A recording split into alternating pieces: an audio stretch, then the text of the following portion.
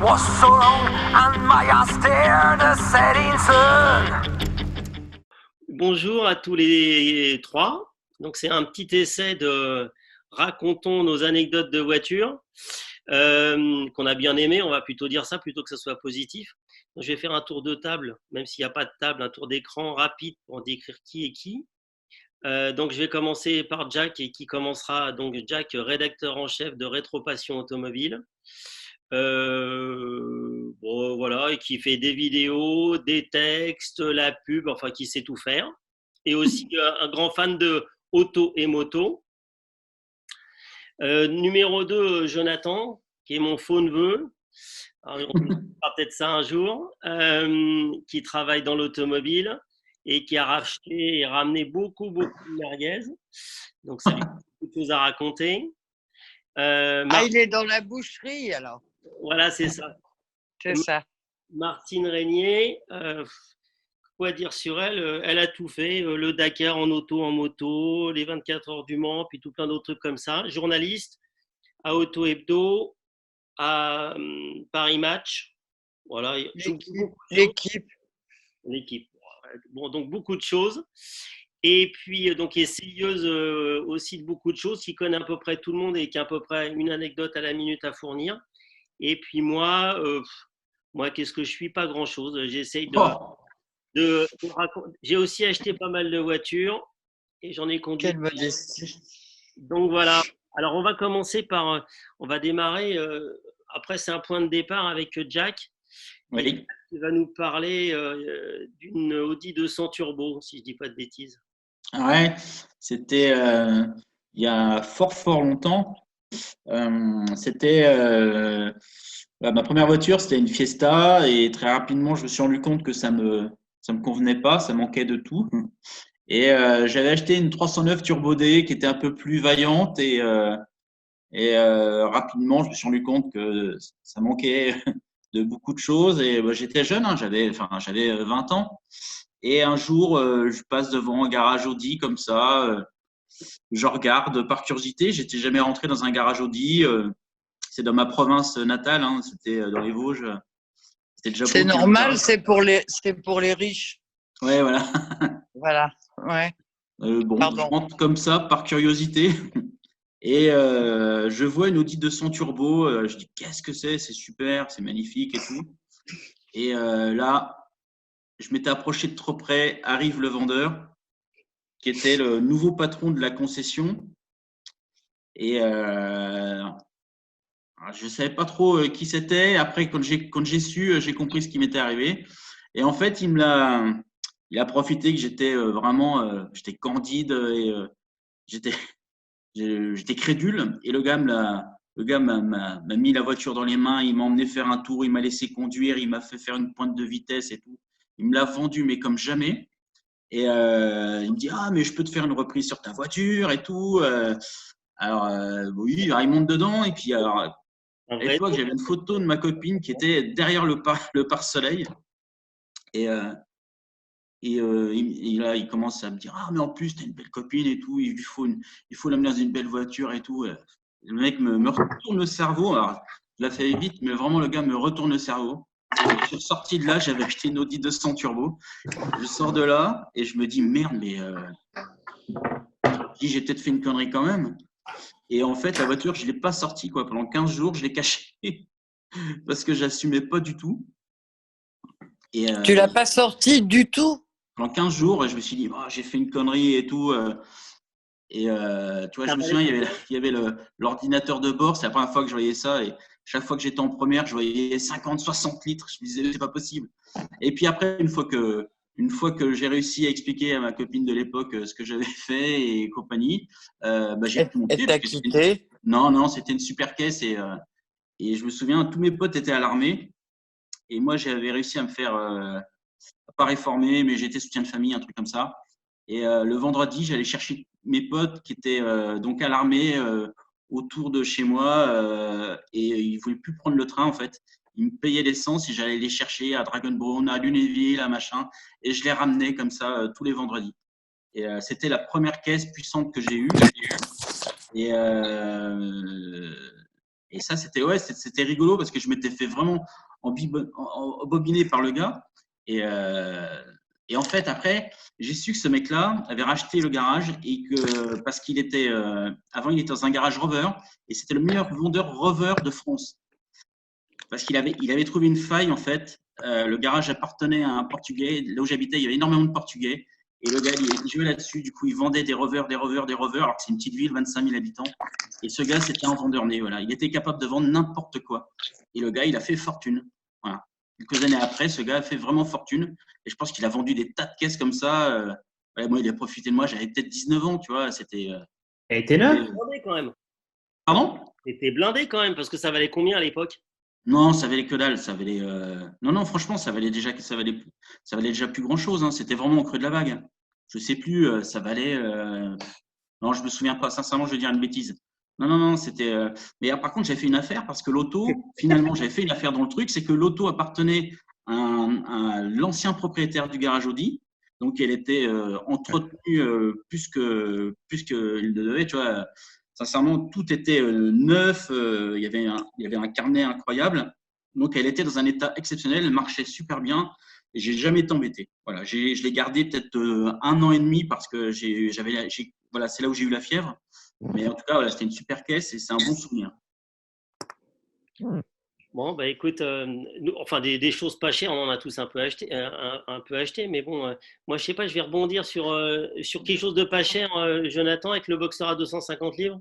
Ouais, ça c'est une histoire, pareil. Moi, je sortais d'une MX5, donc c'était à peu près le référentiel du truc le plus puissant que j'avais eu et du plus sympa. Et en effet, je regardais en Angleterre parce que j'y ai fait une partie de mes études et puis l'idée c'était de trouver une caisse là-haut. Et il y a un jour, je vois passer un Boxster de litre 7 qui faisait déjà pas très très frais sur les photos, surtout sur l'intérieur. Il était noir avec un intérieur beige, avec un espèce d'Alcantara complètement délavé. Et la caisse, en plus, pour rendre l'annonce encore plus intéressante, avait eu le moteur remplacé. Moi, je regarde le truc.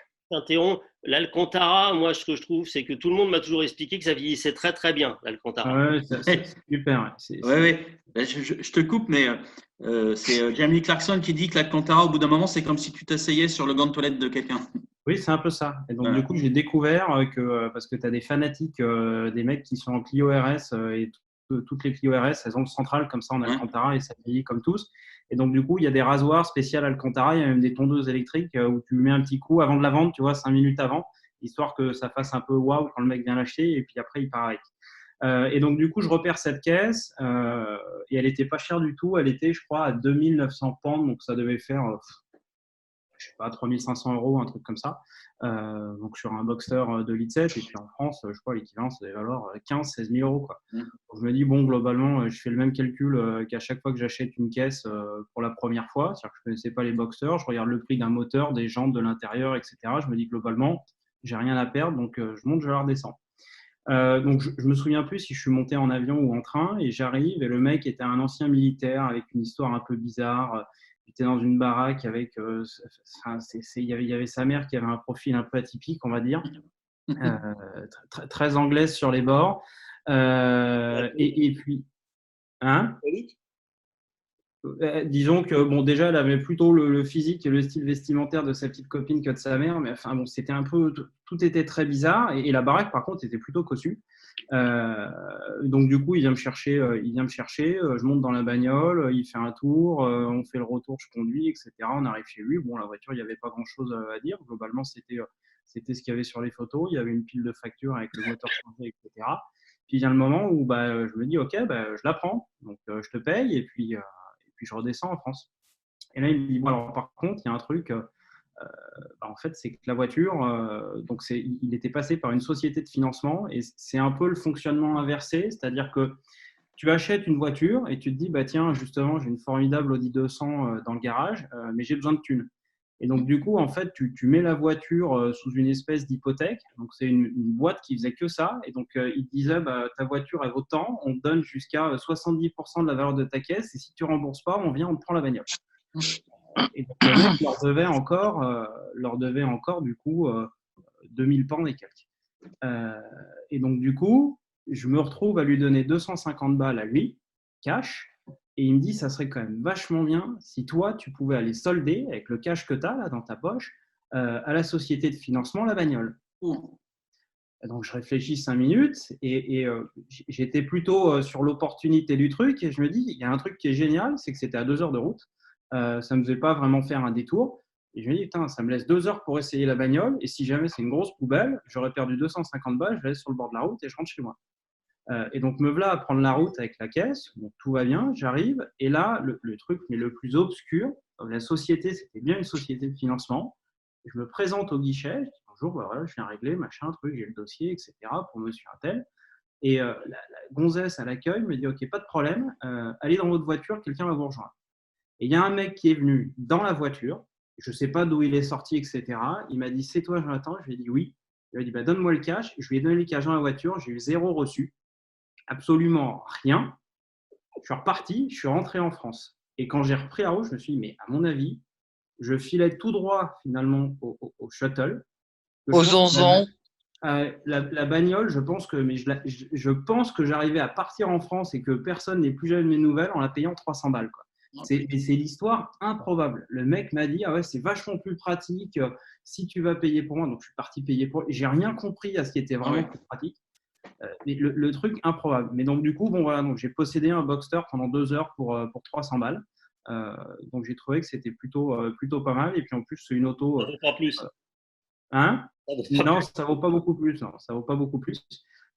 C'est une auto qui n'est pas en 2,7 litres, qui est pas non plus, enfin, que moi je n'ai pas trouvé particulièrement extraordinaire et sur laquelle il y a pas mal de trucs à dire sur la fiabilité, mais ça c'est d'autres histoires. Mais voilà. En tout cas, j'en ai remis beaucoup plus en pièces derrière pour la remettre en état. Alors, moi, oui, personne t'a jamais rien demandé. Sûr? Bah, je sais pas, t'as roulé avec comme ça, tu présentais les papiers. Comment tu as eu les mais papiers? le mec, si tu veux, alors l'Angleterre, c'est un peu particulier, c'est que, tu sais, ils te jettent un peu, quand tu achètes une caisse en Angleterre, ils te jettent l'équivalent de la carte grise, le V5. Ouais. Donc, quand je suis parti de chez le mec et que je lui ai donné ces 200, mais le mec m'a fait il y avait une espèce, je sais pas si c'était de la confiance ou s'il n'avait pas envie de se présenter parce qu'il leur devait peut-être de l'argent sur autre chose, mais il m'a donné le V5 et je lui ai filé 250 balles. Il m'a dit, OK, bah, voilà l'adresse, tu te présentes là-bas, tu payes pour moi. Donc j'avais tout, quoi. C'est vraiment aussi que si au final pour dégager la voiture il fallait payer 4500 livres, tu savais pas non plus. Ah non, j'avais aucune idée. Ah ouais, de toute façon, il y avait 0 justificatif avant. Après, ça se trouve, il leur devait pas 2000, il devait 1000. Enfin, j'en sais strictement rien. Et le gars, il t'a pas donné de reçu, rien? Non, rien. Et surtout, enfin, tu t'imagines que aujourd'hui, tu rentres dans une banque ou dans une société de financement pour solder un truc. On fait ça à l'intérieur, quoi. Et là, oui, et puis tu en as pour 2 heures. Ouais, donc le parking, c'était un espèce de truc souterrain. Le mec est venu, il s'est assis à côté sur le siège passager, il m'a dit chouette bagnole, machin, truc. Il a pris les billets, tout donné en cash, et puis il est parti. J'ai dit bon, bah, OK, soit. Et j'ai regardé, bon, la société existe toujours. Bon, les avis sur Google sont un peu étranges, mais la société existe toujours. Donc, voilà. Le patron, il est en tôle, non? Je sais pas, mais c'est en tout cas, il y a plutôt des 1 étoile sur Google que des 5 étoiles. Mais voilà, ouais. J'ai passé 30 secondes sur le site web, ça fonctionne toujours. Tu mets ton IMAT et puis il te dit jusqu'à combien ils peuvent te donner par rapport à la valeur de ta caisse.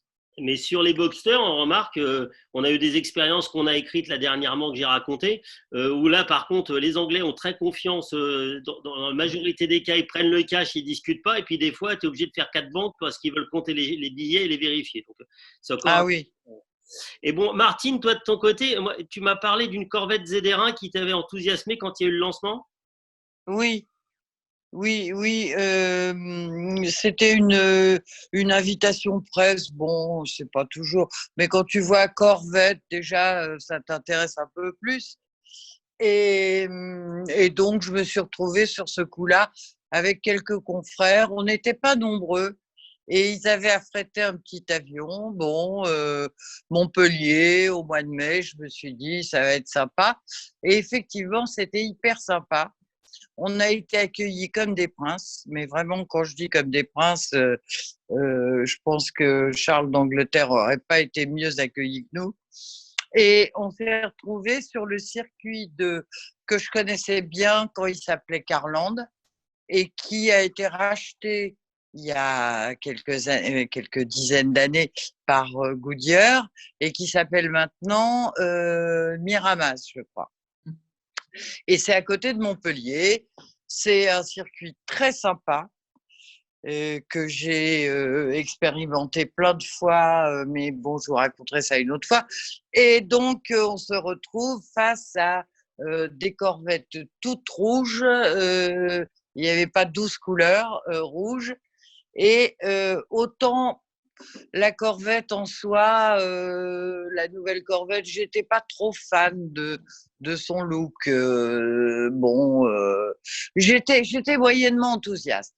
Et alors, putain, quand je suis montée dans la caisse et qu'on a commencé à tourner, ça a été, je sais pas moi, comme Bernadette Soubirous, une sorte de révélation. C'était une voiture extrêmement équilibrée et quel punch elle avait quand même à l'époque où ils nous l'ont présenté, parce qu'ils nous l'ont présenté en avant-première. C'était les premières qui mettaient leurs roues en Europe. Donc, elle n'était pas encore homologuée pour le marché français. Je ne sais même pas si elle l'a été, à part au compte-gouttes comme ça, mais ça m'étonnerait qu'ils en aient vendu des tonnes. Et c'est bien dommage. Elle avait quand même 395 chevaux, je crois. Et alors, on les sentait, évidemment, on les sentait. Elle poussait comme une bête, mais en même temps, elle était d'un équilibre mais incroyable, incroyable. Moi, elle m'a fait penser à un Boxster puissance 2, parce que, alors, ne vous en déplaise, messieurs, je sais que vous n'aimez pas beaucoup le Boxster, mais moi, j'adore le Boxster. Je le trouve extrêmement équilibré, hyper agréable. Il manque juste un peu de peps. Et là, la Corvette, elle avait tout ça. Elle était. Quoi? Aussi, elle a été bien équilibrée. La Corvette? Ouais, J'ai pas entendu le début. Sur route ouverte, elle était aussi équilibrée là. Alors, sur route ouverte, c'était après. On a d'abord commencé par tourner, et puis évidemment, on s'est tiré la bourre, et ça s'est terminé. Et les mecs, ils nous ont arrêtés parce qu'ils se sont dit, il y aura plus de pneus pour cet après-midi. Mais bon, on a bien rigolé, mais on a tourné quand même un sacré bout de temps. Et nous, on pensait que c'était fini. Et ils nous ont pris en aparté, un petit briefing, enfin bon, le truc classique. Et ils nous ont dit, alors, cet après-midi, alors vous allez manger juste un sandwich. Nous, on pensait que c'était une présentation presse, un truc un peu pompeux avec 3 tours de circuit, une bouffe, et puis tu rentres. Et pas du tout. Ils nous ont dit, alors on vous a réservé un truc très sympa. Et le truc très sympa, bah, c'était une mini coupe des Alpes avec des routes incroyables. Et c'était, alors, le pied qu'on a éprouvé sur le circuit, il était puissance N sur la route. Alors, le seul blême, c'est que on devait partir chacun avec un ingénieur. Et moi, comme d'habitude, j'étais la seule gonzesse, donc ils m'ont trouvé la seule nana ingénieure de chez GM. Et donc, voilà. La fille, elle est montée à côté de moi avec un grand sourire, et au bout de 30 bornes, elle me demandait de m'arrêter, et elle a gerbé 3 fois sur la route. Ça m'a un peu embêtée, quoi. Mais sinon, c'était une journée géniale. Et alors, le petit truc rigolo, c'est que on était tellement enthousiastes. Alors, il y avait des gens comme Michel Guégan, le mec de TF1, le moustachu, je me souviens plus son nom, mais qui ça? Géniès. Yves Géniès. Oui, voilà, Yves Géniès, qui n'avait rien à foutre là-bas, mais c'est parce que probablement qu'il n'y avait personne d'autre de libre à TF1, parce que Géniès et les bagnoles, c'est pas trop, c'est plus les motos. Mais bref, dans l'avion du retour, on était, je sais pas, une quinzaine, et il n'y en a pas un qui cherchait pas sur ses comptes en banque d'essayer de racler, essayer de téléphoner à son grand-père qui a du pognon pour qu'il lui fasse un prêt et tout, pour arriver à réunir ces putains de 395 000 francs parce que c'était avant l'euro, évidemment. Et on voulait tous acheter une Corvette. On était, il y aurait eu un ton vendeur d'Audi, là, il aurait été à la descente de l'avion, on signait tous. J'ai jamais vu un essai qui enthousiasmait autant les gens. Et c'était vraiment une bagnole géniale. Je le répète, géniale, parce qu'elle n'avait pas que un moteur, elle avait aussi des freins, une suspension incroyable et tout bien, quoi, une direction, tout ce dont on peut rêver. C'était la C4, Voilà. hein, c'est ça, hein? ZR1. Oui, mais c'était la génération C4 des années 90. La toute première. Ouais. Ouais, années 90, ouais. Ouais, c'est 405 chevaux. Mais du coup, là-dessus, Ouais, moi, 395. Nous, ils nous l'ont présenté comme ça, mais bon. je suis pas un Ouais, grand moi, j'aimais bien en de la plus. Corvette. C'était une transmission manuelle, c'était une boîte auto, c'était quoi? Boîte C'était une manuelle. Ouais. Ouais. Et alors, une bonne boîte. Elle avait tout bien, je vous jure. Bon, évidemment, les plastiques à l'intérieur, Ouais. et même le look. C'est vrai que je ne me voyais pas aller acheter le pain tous les jours avec ma Corvette rouge. Mais en revanche, si tu faisais abstraction de ça, c'était quelque part la voiture idéale. Je Ouais. vous jure. Et j'en ai essayé des caisses. Hein. Ouais, moi, j'aimais bien le look en plus. Bon, bah oui, puis on s'habitue, tu sais. Ouais. Voilà, c'est un peu comme. Enfin, non, je ne veux pas faire de comparaison. Non. Pardon. Si, vas-y. Et ben, c'est un peu comme les gonzesses, quoi. La nana, tu lui trouves le nez un peu machin, mais si ça se passe très, très, très bien, tu la trouves géniale. Voilà. Voilà. Non? Tu vas Exactement. pas me dire le contraire. Non. Bon, Donc, voilà. comme on commence à parler de longueur, je vais parler de Jack avec sa 750 IL. Ouais. À cette caisse, en fait, j'avais dans mon écurie, j'avais une Mitsu Evo 9, j'avais une 944, j'avais un SLK 200 et je crois que j'avais une 525i. Et j'avais deux motos, j'avais deux Ducati. Ah, Et- ça, c'est bien. Ouais, j'avais une 900 SS IE et un 600 oui. Monstro. Et Jaune. la maison que j'avais, je la vendais parce que je me séparais. Et donc, j'avais pris un appart et j'avais pas de garage à proximité. J'en trouvais pas et je savais pas quoi faire de mes motos. Donc, je vends la Monstro à une dame qui vient de Bordeaux et qui repart ravie parce que la bécane était superbe.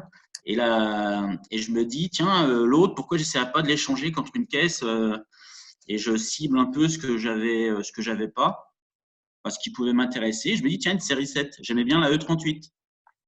C'est vrai Alors, que je quand me tu n'as dis- pas de place pour garer, c'est toujours pratique, quoi. Ouais, bon, tu sais, à l'époque, j'étais encore dans les Vosges, j'ai de la place. C'était pas le problème, justement. Je me dis, tiens, une 740 peut-être, ouais. J'avais essayé la 728, c'était déjà pas trop mal. Et puis, je cherche, j'en vois plein. Et les mecs, dès qu'ils voyaient la bécane, enfin, qu'ils étaient sur la bécane, ils flippaient parce que c'était quand même un truc un peu pointu et tout. Et un jour, il y a un mec qui m'appelle de Normandie, non, de Bretagne. Il me dit, écoutez, moi j'ai vu vos photos, votre moto elle est superbe et tout. Moi j'en rêve et tout. J'ai une 750 IL. Alors j'avais jamais trop entendu parler de ça. Et je me dis 750 IL, je vérifie. Ah oui, je dis ah oui, ok, ouais, c'est la version rallongée, ok. Je Pour réfléchis. ambassadeur. Ouais, C'est voilà. la version pour ambassadeur. C'est ça, et je me dis, tiens, Voilà. ça y est, je vais enfin devenir un président d'une république bananière. C'est l'occasion. Voilà, c'est ça. Donc, le on se placement que téléphone. BM a fait dans James Bond n'a servi à rien, quoi. Vous avez Ouais. juste gardé la référence des ambassades. Ouais. Exactement. Donc je me dis, bon, ça peut être cool. On se téléphone, le gars passionnant, on s'entend bien. Et on se dit, bon, alors que j'habitais presque à la frontière allemande, lui quasiment à Saint-Malo, je dis, ben, on n'a qu'à faire moite-moite, à peu près moite-moite. Et je me dis, tiens, je suis jamais allé voir le circuit du Mans. Je me dis, je lui donne rendez-vous devant le circuit du Mans. Ah, c'est pas moite-moite, ça, c'est 2 tiers, 1 tiers. Hein. J'avais besoin d'un prétexte. Et du coup, Ouais. je dis, bon, bah, circuit du Mans. Et donc, le mec vient, je vois arriver la caisse. Donc, je fais le tour, carrosserie impeccable, le V12, il marchait impeccable. Vraiment, l'intérieur était Ah, propre. as réussi à l'entendre? Ouais, oui, je l'ai fait crier un peu.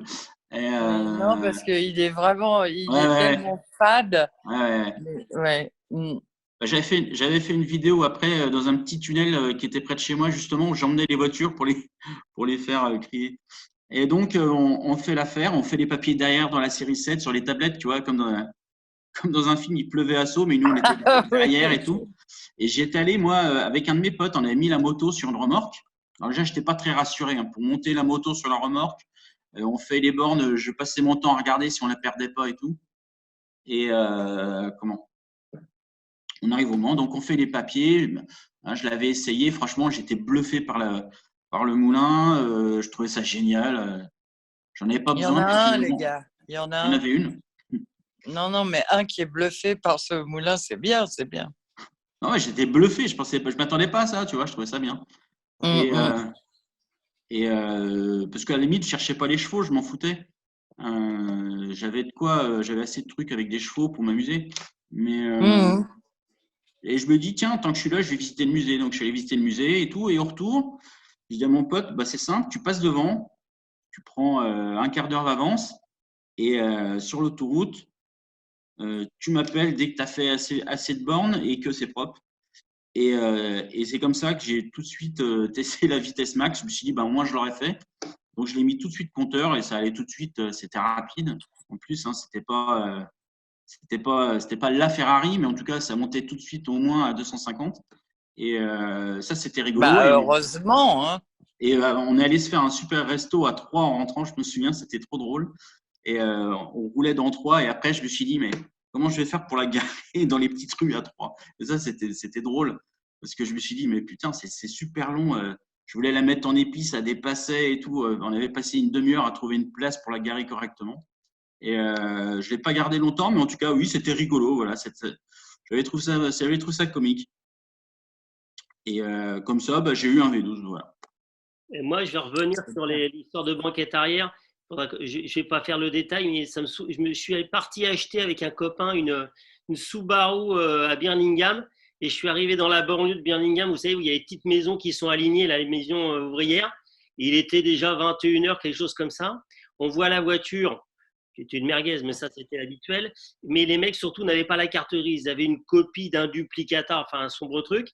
Et donc, je me suis retrouvé assis à l'arrière d'une banquette arrière d'Assis avec deux Pakistanais plutôt baraqués, ce qui n'est pas toujours le cas, mais qui étaient baraqués autour de moi et qui m'expliquaient que ça serait bien que j'achète quand même la voiture. Oui, d'accord. Ouais. Donc, c'était pas très rigolo. Finalement, en fait, on s'en est sorti quand je lui ai dit non, mais t'inquiète pas, c'était acheté sur eBay. Je te mettrai un avis très positif en disant que ça s'est pas passé, mais que la voiture était très bien, mais que c'est de ma faute et qu'elle est trop bien pour moi. C'est pour ça que j'ai fait l'achat.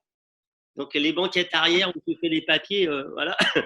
Il y a beaucoup d'histoires de banquettes arrière. Oui, moi, c'était rigolo. Tu sais, sur les tablettes, c'était sur la table. Et le pire, c'est que le gars, lui, il est reparti en moto sous la pluie battante. Ah ouais. C'est-à-dire qu'il a fait, je sais pas combien de bornes, mais il devait être trempé, quoi. Je me souviens plus trop. On s'était reparlé après. Moi, j'étais reparti. Et il avait quoi comme bécane? Ben, c'était la mienne, c'était ma Ducati. Ah oui, alors en Ouais. Ducati sous la pluie, j'avoue, chapeau. Ouais. L'image très étanche. Non, mais ce qui est improbable en plus, c'est qu'au-delà en effet de la bagnole où globalement t'en vois plus, et puis que moi aussi je trouve super, tu vois, parce qu'il y a un côté un peu Jag avec le pavillon super bas et puis le plancher super haut, donc je trouve que c'est génial. Ce qui est marrant, c'est que par contre, tu es quand même un vendeur un peu particulier, quoi. Tu fais de l'échange, tu fais moite-moite. Enfin, à titre perso, c'est tous ceux que j'envoie chier, mais c'est marrant que des fois. Non, mais en fait, on s'était vraiment bien entendu au téléphone. On s'était appelé plein de fois et tout, et on avait sympathisé. Et puis, tu vois, il était content lui aussi de venir là. Enfin, c'était fun, quoi. C'était rigolo, tu vois. C'était vraiment. Non, c'était un bon souvenir, tu vois. Et puis, Parce que. Et quand je l'ai ramené, je me suis dit, oh là, putain, encore une de plus. Et bon, mais c'est bien les échanges. Ouais, c'est bien, ouais. Je peux vous raconter un truc, comment j'ai acheté mon Alpine. Parce que c'est pas prévu sur le planning de François. Alors, je sais pas, je peux ou pas? Non? Vas-y, ouais, vas-y. Ouais. Bon, alors j'avais eu l'excellente idée d'acheter une Porsche parce qu'il faut avoir une Porsche dans sa vie. Moi, j'avais 20 ans, il me fallait une Porsche. On a tous Et les mêmes j'avais, problèmes. Hein, oui, voilà, c'est ça. Je veux dire, il y a des mecs qui achètent des Rolex pour réussir leur vie. Moi, il me fallait que j'ai une Porsche avant d'avoir 21 ans, c'était pas possible. Donc, je vends ma Gordy 8 et j'achète, quelle bonne idée, une Porsche Groupe 4. Groupe 4, c'est-à-dire avec moteur préparé et Garçon. deux énormes sorties. Vous voyez, au lieu du pot latéral avec sortie latérale, j'avais deux énormes tubulures qui dépassaient de 40 cm derrière la voiture. Bon, voilà, donc j'achète ça. Et alors, c'était bien pour courir. Je faisais du rallye à l'époque, c'était pas mal. Ça commençait à me coûter un peu cher enfin bon, peu importe. Mais surtout, c'était pas pratique. Moi, à l'époque, je pouvais pas avoir 12 voitures comme vous. Il me fallait une voiture pour courir avec laquelle je pouvais rouler aussi tous les jours. C'est plus compliqué. Donc, j'hésitais entre une Ascona Groupe 2 et une Alpine, et je dis, je vais prendre une Alpine. Parce que le rêve, une Ascona quand même. Hein. Ça fait Une rêver quand même une Ascona Groupe Ascona. 2, à l'époque, c'était génial. Attends, il y avait Jean-François Piot qui courait avec ça et tout le monde me disait, une Ascona, ça va t'aller super bien et tout. Tu vas choper les Et gonzesses. Ah non, c'est pas ça. voilà, oui, c'est ça, un peu. Et non, mais bon, enfin, mais Ascona, ça voulait dire, comme la Porsche, gros problème pour se déplacer sur la route. Donc, j'ai dit, bon, allez, je vais prendre une Alpine. Elle est en groupe 3, je pourrais aller, parce qu'à l'époque, on allait sur les circuits ou en rallye, on allait avec nos bagnoles, on ne les mettait pas sur un plateau.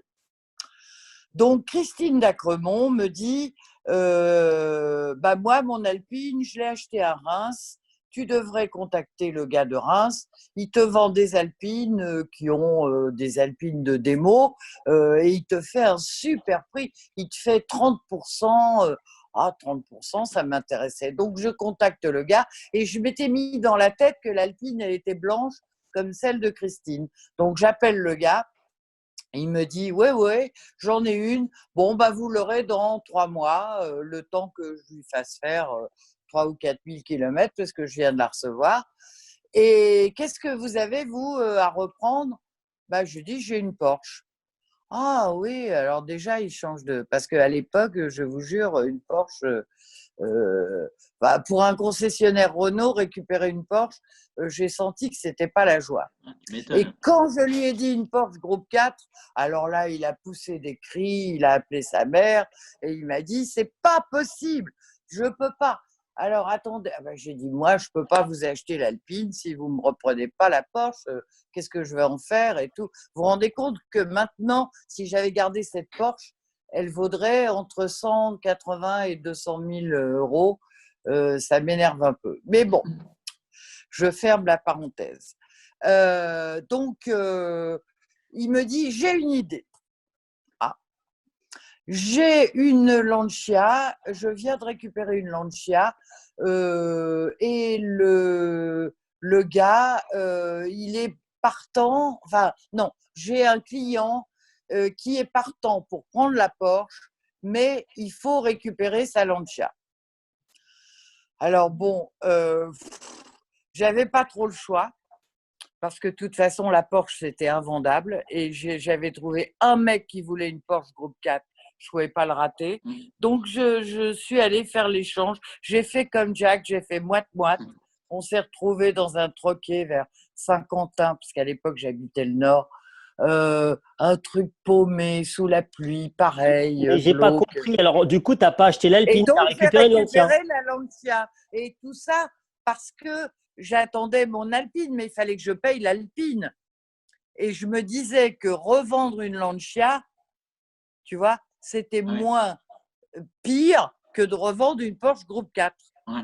Donc, je me suis retrouvée avec la Lancia et comme Jacques, j'ai roulé quelques mois avec cette Lancia. Je n'ai aucun souvenir de la personne à qui je l'ai vendue. Alors, c'était un petit Fulvia Ah, Fulvia. qui n'était pas HF, mais qui Ouais, était c'est ça. bien. Et, ouais, et c'était très bien, il était blanche Ouais. et tout. Et alors, quand je suis allée chercher l'Alpine, là, le gars, le concessionnaire Renault m'a dit, bon, je fais un effort, je vous reprends la Lancia, ça, j'aurais pas de mal à la, tu vois, à la placer. C'est quand même moins difficile à trouver un client pour une Lancia HF, pas HF, mais Lancia, que pour une Porsche Groupe 4. Et j'arrive et j'avais jamais demandé la couleur de l'Alpine. Et quand je suis arrivée, l'Alpine, elle était orange. Oh. Elle n'était pas blanche du tout, elle était orange. Et ben, je vous jure, j'ai failli faire demi-tour et rentrer chez moi. Mais bon, comme j'étais engagée au Tour Auto 15 jours après, Ah oui. j'ai pris l'Alpine et je l'ai gardée 2 ans, 1 an et demi. C'est une des voitures que j'ai gardées le plus longtemps. Ah oui. Voilà. Bon, voilà. Non, c'était juste pour rebondir sur les échanges, tu vois. La belle époque quand même où tu arrivais à échanger une Lancia contre Ouais. une Porsche Groupe 4. Hein. C'est-à-dire, Ouais, aujourd'hui, c'est tes parents, quoi. incroyable, hein. C'est Ouais. pour ça que Ah je ouais. voulais vous la raconter parce que c'est assez rigolo quand même. Moi, j'avais un pote Voilà. avec qui on avait échangé plusieurs fois. Hein. J'avais échangé ma Golf GTI 16, Golf 2 GTI 16 contre. Non, j'avais une Alpha 164 V6 Turbo et j'avais échangé contre sa Golf. Et après, on avait rééchangé un peu plus tard 2 autres trucs. C'était dingue. Ouais, mais à Ah, la toi, rigueur, t'aimes quand bien tu quand même les connais trucs la de bagnole en domaine. face, Eh, pourquoi pas. présente-moi tes copains, ils sont bien, hein. Si, c'est rigolo. Tu disais quoi, Jujo? Non, je dis quand tu connais la bagnole en face, pourquoi pas, mais c'est quand même des trucs. Enfin, moi, je sais de ce que j'ai vu en vendant des caisses, c'est quand même systématiquement des caisses improbables que les mecs te proposent en échange. Ouais, ouais. C'est, Oui, c'est Oui, vrai, oui, j'ai oui. eu de la chance, moi. et tu vas vendre un Boxster, le mec va te proposer 4000 balles plus sa Lancia Tesi. Enfin, c'est des trucs à chaque fois, c'est ça, Mmh. c'est une sable Si jaune. c'est pas une 832, c'est déjà pas mal, hein. Ouais, Ouais. ou alors même principe, quoi. Le mec aussi qui veut ton Boxster et puis qui te propose sa Golf 4 TDI 90 chevaux, quoi. Ah oui, bah Oui, mais j'ai eu ça. plus sa femme, Ouais. plus sa Ouais. femme, Oui, moi, ça non? m'est arrivé de vendre je sais plus quoi, un petit peu pointu, et les mecs me proposaient tout, des scéniques, des diesels et tout, alors que je mettais bien, surtout pas diesel. Et les mecs, ils essayent, hein, après. Enfin, tu as Oui, aussi mais tous les toi, tu as mecs laissé aussi la qui mettent porte surtout pas entrouverte. d'échange. Surtout, ce qui est bien, Pardon? c'est quand tu mets surtout pas d'échange et que tu as tous les Oui, mecs qui t'appellent, on te oui, propose. oui, oui, On sait jamais. oui, Ouais, oui, c'est oui. ça. Ouais.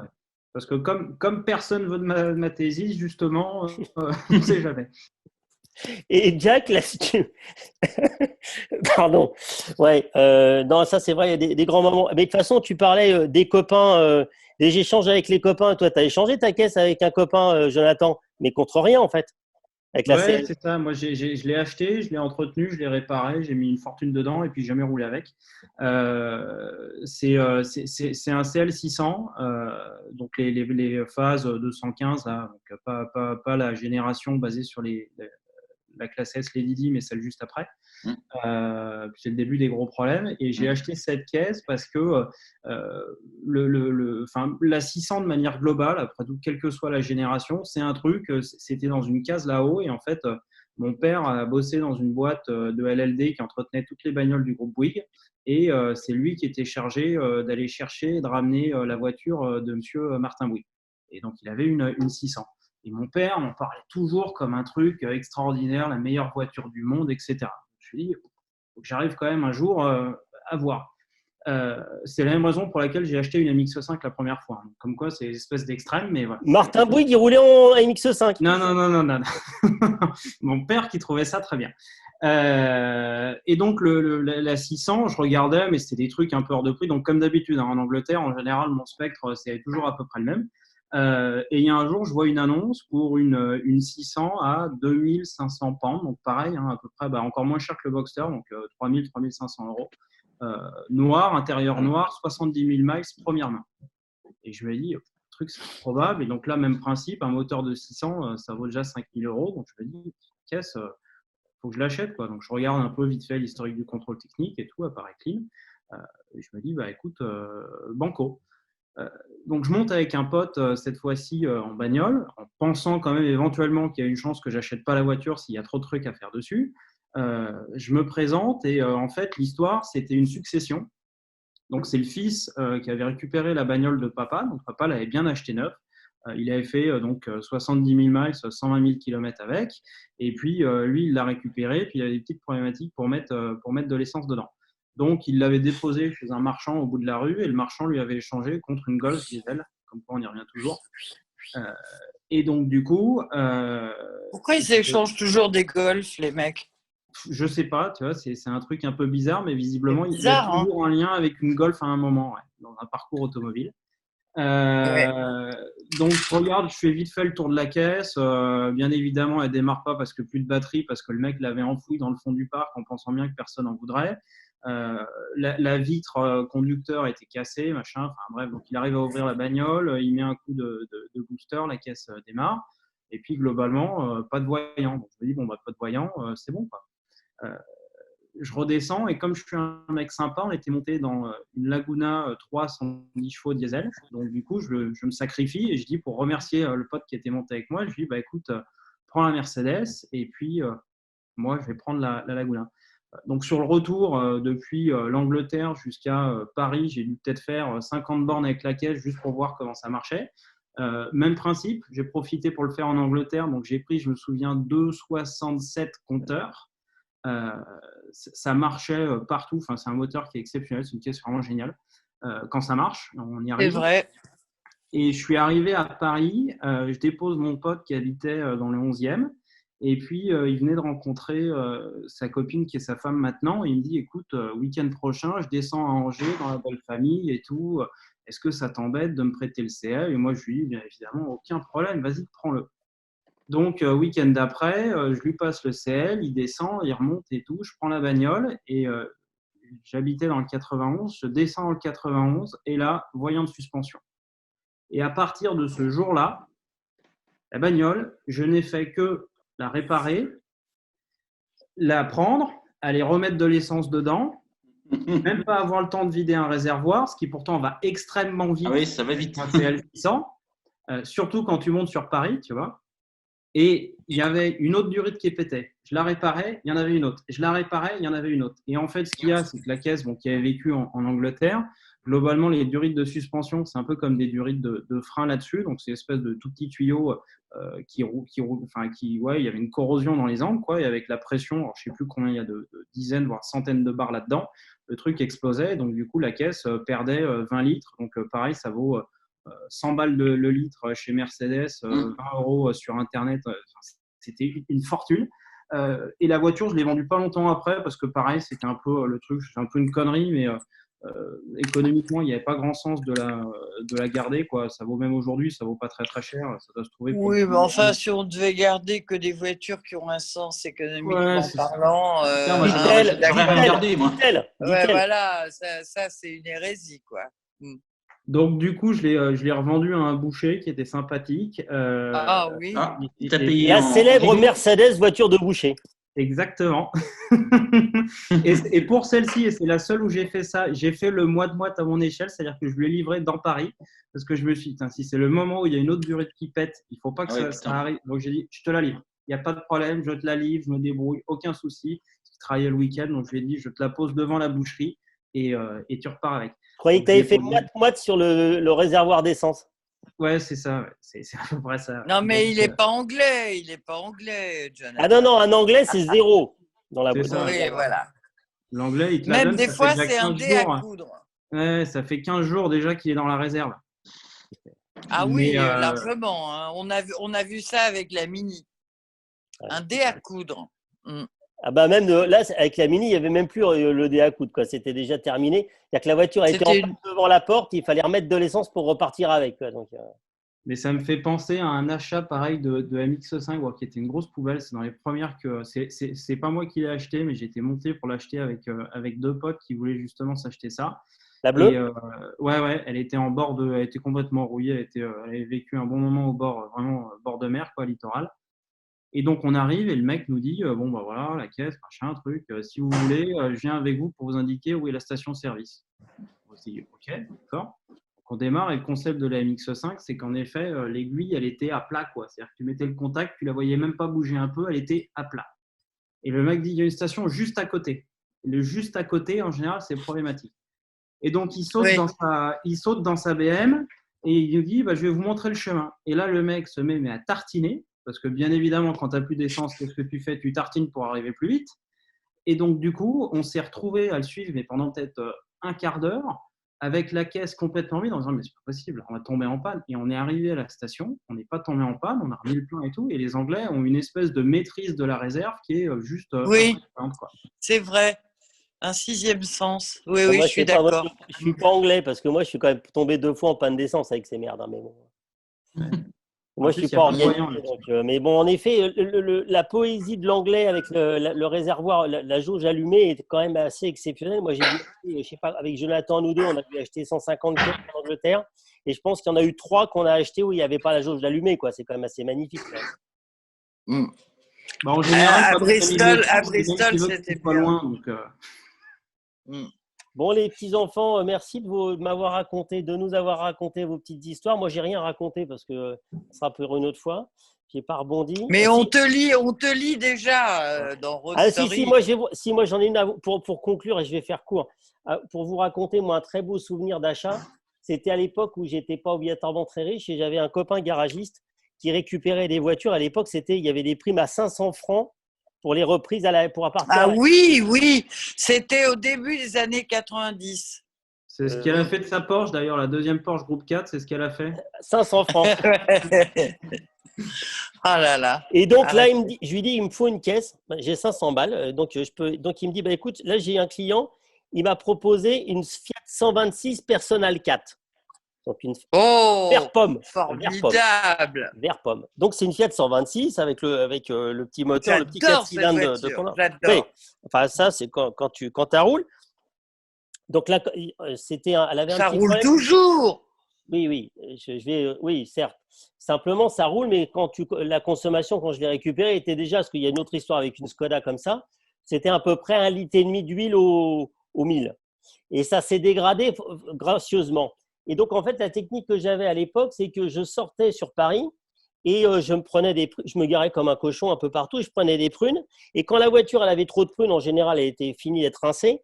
Et donc, il la ramassait, elle finissait par partir à la fourrière. Et à la fourrière, j'échangeais la signature de la carte grise au gars de la fourrière qui rachetait la voiture, qui récupérait la carte grise et qui faisait sauter les amendes qu'il y avait dessus.